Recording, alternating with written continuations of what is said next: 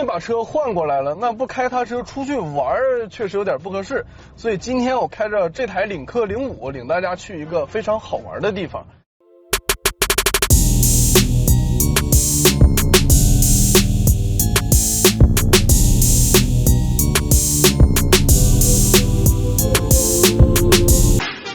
那很多人可能会觉得，小郭你拿这个领克05跟坦克300做对比不合适啊。是，我知道啊，这两台车确实是完全两种性格的产品，但我也是消费者呀。我买坦克300的时候确实有考虑过领克05，而且我第一次试驾完领克05以后，我还真被这台车种草了，只是没有购买冲动。但是试驾完坦克300以后呢，我就有那种购买冲动了，可能这也说明了我骨子里是喜欢越野的。而这个开领克05的同事，他在买领克05的时候，也去仔仔细细的对比过那些20万出头的硬派越野车，只是那时候坦克300还没有上市啊。那他最后试驾完领克05以后，马上就被领克05种草了，所以说他骨子里可能是更偏向一个个性运动化的一个选手。那这两台车呢，其实有很多相近的地方，比如说他们的最终落地价格顶配都是23万左右，两台车呢也是中国品牌一个非常杰出的车型，一个代表了最高性价比的硬派越野车，一个代表了最高性价比的轿跑 SUV， 这俩车型都各有千秋。那为什么说领克05是20万左右最运动最个性的 SUV 车型呢？那首先轿跑 SUV 中国品牌做的比较少，而且领克绝对是做的最好看的了啊！目前来讲，在我心中没有之一。然后就是它的这套 CMA 架构的底盘以及沃尔沃的 T5 动力总成，它的这个 T5 发动机本来在沃尔沃上就非常非常的出色，那现在放到领克上，你每次正常开车的时候，普通模式，给一点点油，它车身姿态就有变化。那你调到运动模式以后，你再去感受它的时候，像这样，虽然说它降档的速度并没有像双离合那么快，但这台车所给你带来的推背感还是非常爽的。再加上它的底盘非常得细，就是那种柔中带韧的感觉，你过减速带的时候铿锵有力的当当两下，就像你踩一个非常硬的橡皮糖一样。而你去跑山去走的时候，能感觉到侧倾很大，但是过了中段以后，它对于车身的那个抑制还是比较明显的。一台 SUV 也能让你开出来那种很运动化的感觉，这是非常难得的。因为20万左右的 SUV 大多数都太偏向家用，太偏向实用化了，很少有一个非常个性时尚的灵魂。那我也简单聊一下，作为一个坦克300车主，我觉得领克的造车理念和一些实用化的东西相比于坦克的区别。那首先就是说内饰，我觉得坦克的内饰就是做的并没有这么精致，或者说这么有设计感。像领克的这些用料啊、做工啊、配色呀，还有中控屏的这些 UI 界面的设计，我觉得都很好看，都很时尚。但是坦克相对来讲有一些中庸，但在硬派越野车里面还是非常不错的。再一个就是在配置方面的一些差异，就比如说领克这个车机屏幕，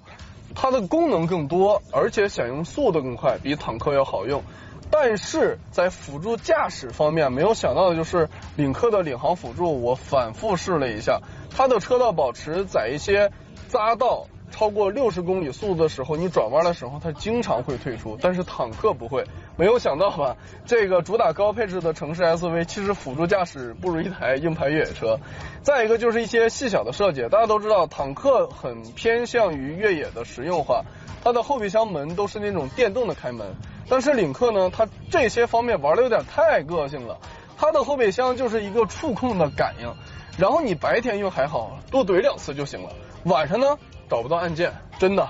我昨天晚上搬点东西还得拿手机去照一下再去打开，哇，这个实在是太不实用了。所以能看出来两家车企的造车理念非常不同，但是呢他们都很好玩，只是玩的方式不一样。 OK， 那我们在山路上再爽一会儿，马上就要到今天扎营的营地了。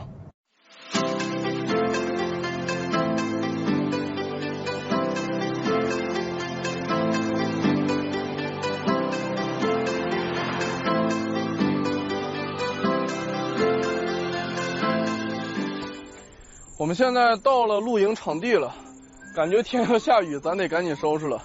05这个后备箱该说不说，还是有点小的。我今天并没有带睡觉的设备，基本上已经快装满了。它虽然后排座椅能放倒，但拓展的空间实际上也是很有限的。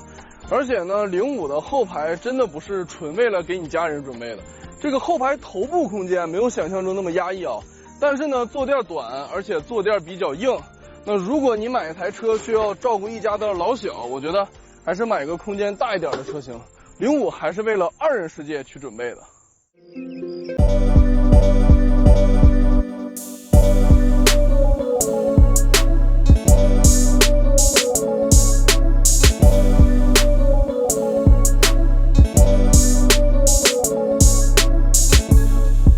大概是从今年春天吧，开始喜欢这样露营。当然了，我也是个新手，所以装备还在逐一补全中。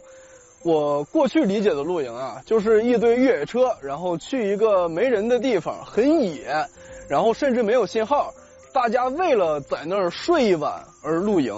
那种露营呢，虽然说也很好玩，但是相对来讲带的东西不多，艰苦朴素一点。而现在这种露营，俗称搬家式露营嘛，所以就带的东西比较多，这样你跟你的家人也可以在外面住得舒服一些。我挺推荐大家这2年的时间玩这种露营的，因为疫情还没有稳定嘛，你想出国游什么的都得往后推，想去远一点旅游其实也不太容易。那这样的露营，你买一套装备，周末或者说节假日都可以领着家人在外面舒舒服服的待一天，